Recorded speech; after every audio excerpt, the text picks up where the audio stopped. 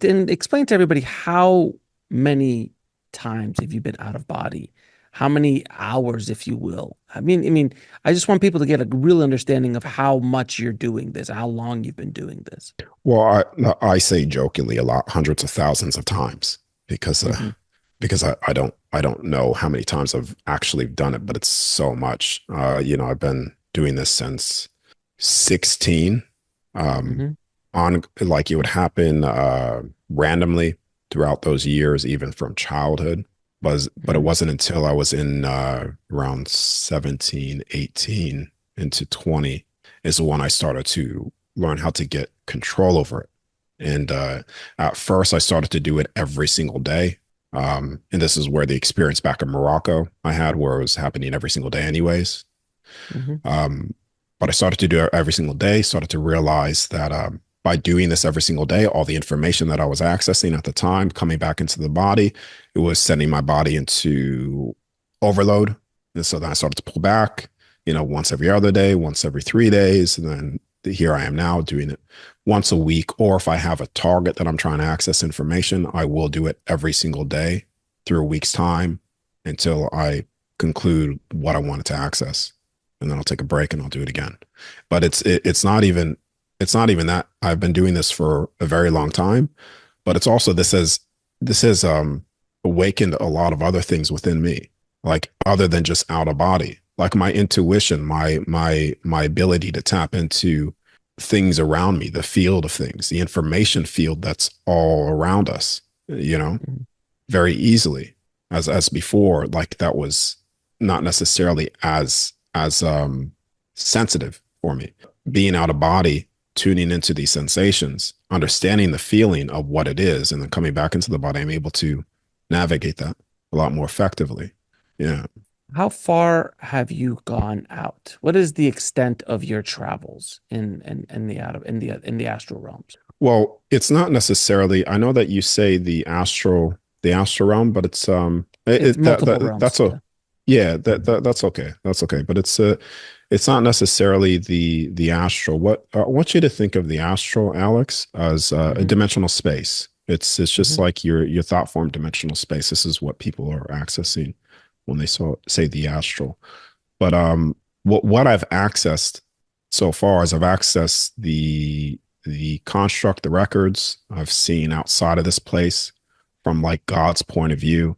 And there's an image that I'm not going to share my screen, but there's an image that I could have you share again. It's the one that I've shared on the last interview Hmm. when I It's say, beautiful. Yeah. yeah, God's point of view, seeing the construct of what it is outside of this universe construct, being able to see that. So I've access outside of it, going back to even outside of this place to what people would say is the true other side, completely out.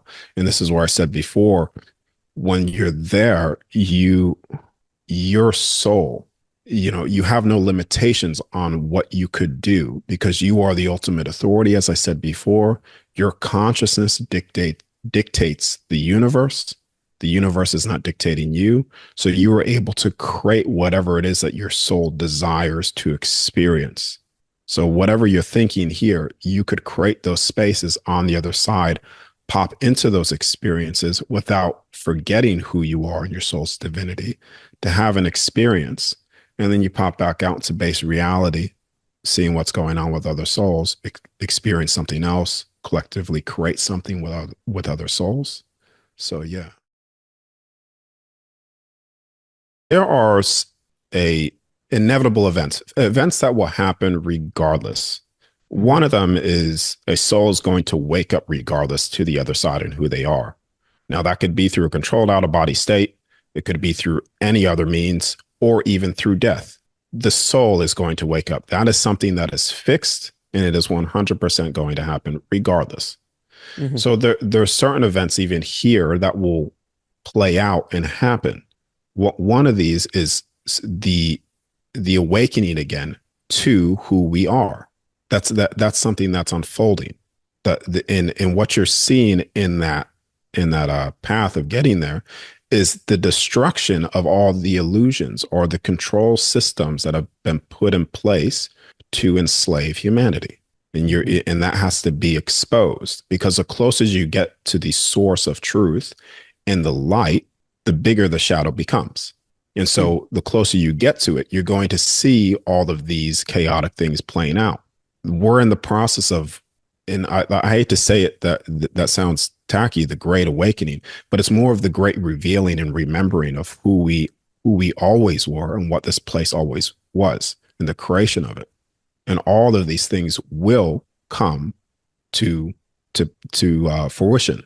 This is going back to even the contacted races that have always been here but have been suppressed, and you're getting this leaked information through whistleblowers, through the government agencies, saying that certain extraterrestrial races are here. They're not necessarily extraterrestrial. They've always been here. The different races, the races that look like humans, not Hmm. humans.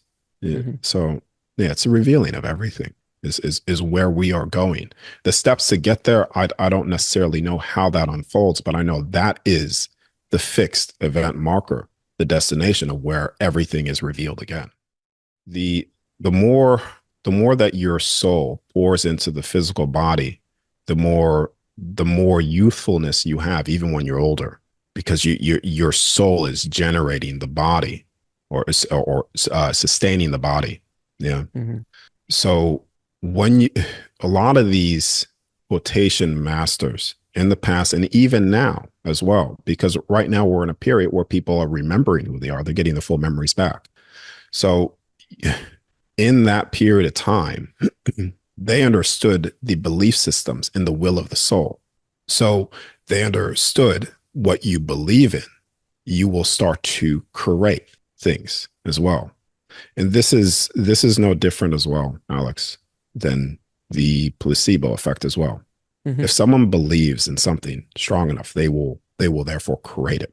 This is why people that have lost their faith in themselves, they put it in someone else. They put Hmm. it in God, higher authority, you, me, whoever. So they put their faith in other people because they've lost it within themselves. And what ends up happening due to that is they end up healing or fixing things in their life. And then they say, oh, it was that person that has done it for me. But no, it's merely their belief in that person was strong enough that they've done it themselves. You see, so a lot of these masters understood this as well. They understood the power of the word, the power of their frequency, their essence, and their soul coming in. And they understood who they were, how powerful they were, that they are the ultimate authority, just like every other soul. And they were able to reprogram their cells, because right now, it scientifically, you could reprogram the structure of water. That which you Hmm. speak, water will take the form of. What is Hmm. the body? It's water, the cells as well. So we could start to reprogram the body and the cells of that which we think and that which we speak. Because what we think and speak, we become no different from what we eat, we become as well. Yeah.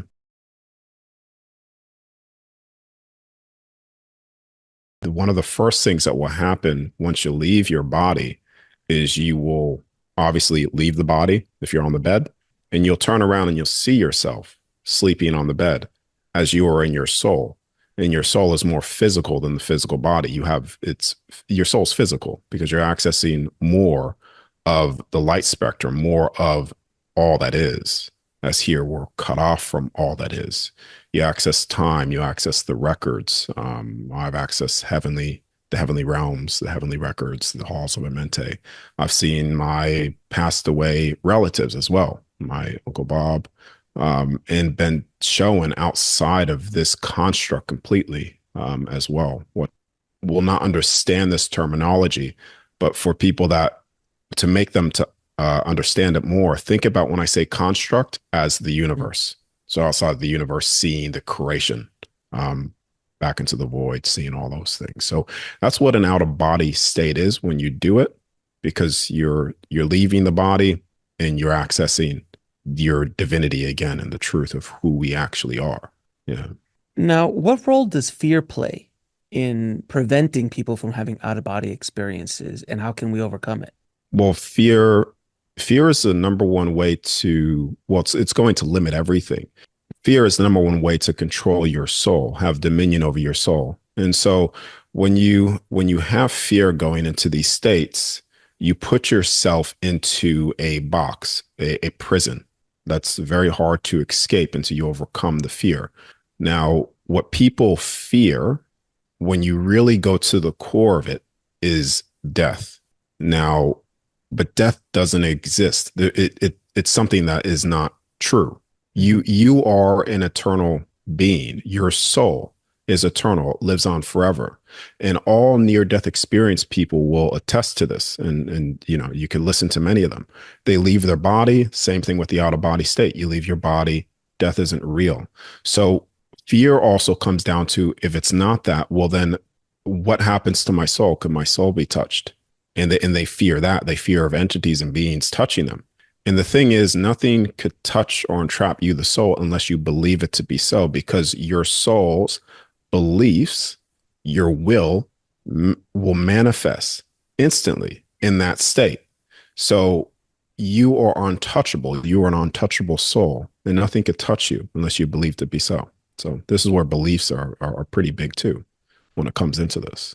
Mm. So when you've heard of these negative near-death experiences that happen, I've had a few of them on the show. Most of them are very Mm. positive or very enlightening. There is no judgment on the other side, things like that.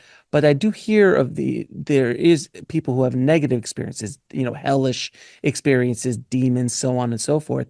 Is that because of the belief system that they have in the moment that they're dying, that they believe that they have to go through that or that they deserve to go through that? Is that something that translates into out of body experiences as well?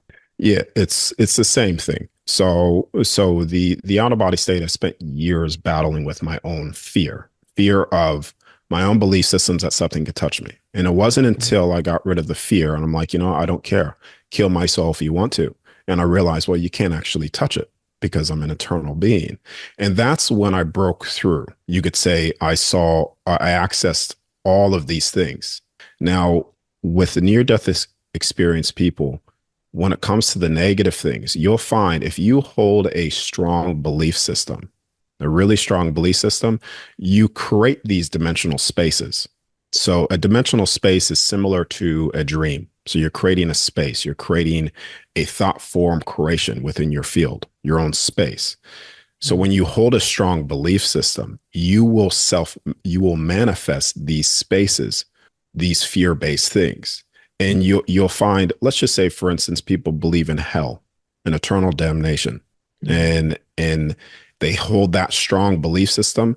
When they cross over, they will temporarily experience that if that is in the core of their belief until they say, I've had enough, please help me. And they reach out and then they access all things again and they break free from it. That's why the fear-based things is always temporary until they access the divinity again and the light of everything.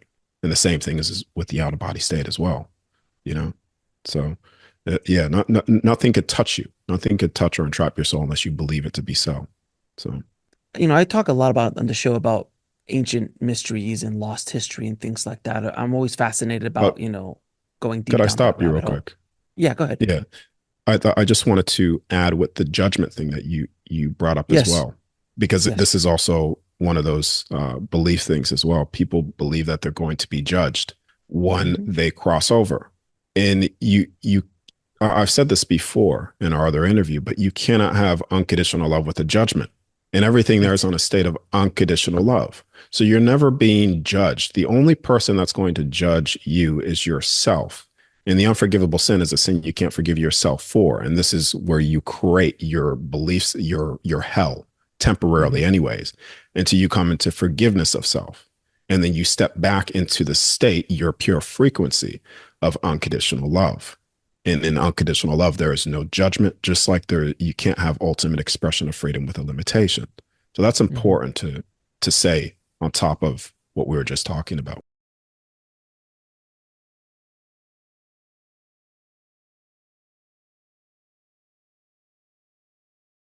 Do you feel the love, this universal love that I hear so much of in near-death experiences?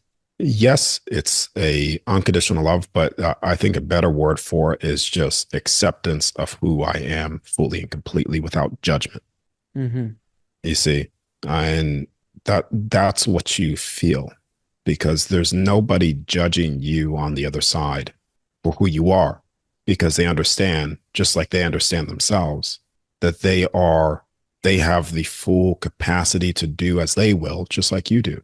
So why would you judge another soul? All you would be doing is condemning that soul, limiting its fullest expression of itself. So it's more of acceptance. You feel accepted for who you are, honored for who you are, just like every other soul should be.